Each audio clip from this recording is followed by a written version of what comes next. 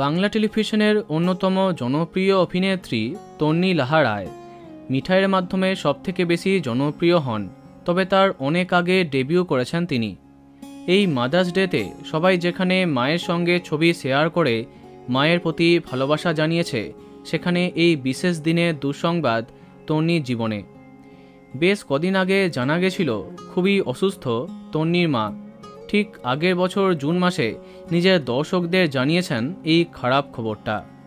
হসপিটালে তার মাকে যে সমস্ত নার্স বা আয়ারা সেবা যত্ন করেছিল তাদের ধন্যবাদ দিয়েছিলেন।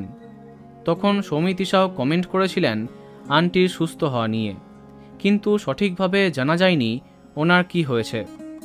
পরে জানা যায় তিনি অনেকটা সুস্থ, কিন্তু এটা আবার কি হলো। মাতৃদিবসে হসপিটাল থেকে এই ছবিটি পোস্ট করেছেন তন্নি, সাথে ক্যাপশন দিয়েছেন হ্যাপি মাদার্স ডে মা, you are example of being strong.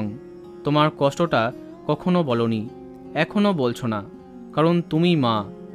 জানা যায়নি বর্তমানে উনি কেমন আছেন, তবে এই পোস্টে জানা যাচ্ছে আবার হসপিটালে ভর্তি তন্নির মা।